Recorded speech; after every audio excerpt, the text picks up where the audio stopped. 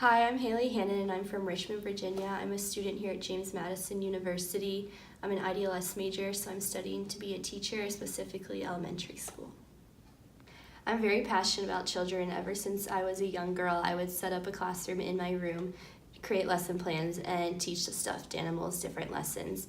Now, being older, I've coached children soccer, swim team, I've been a camp counselor, and now a nanny to 2 children. I've learned a lot about how children work, and throughout my studies have learned about their development and how that really influences them.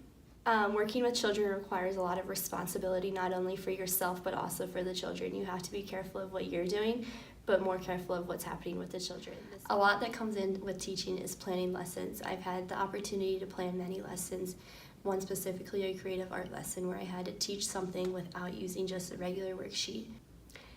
Here's an example of a lesson plan that I had to create.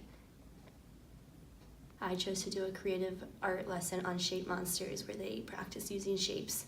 This took a lot of planning prior to the actual lesson because I had to think about the different steps, the materials needed, who would need help, who wouldn't, some accommodations for other things.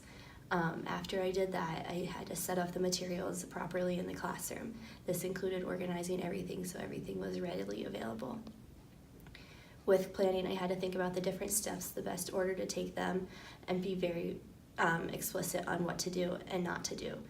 Working with first graders, this was simple because they could understand simple tasks, but I couldn't get too detailed with it.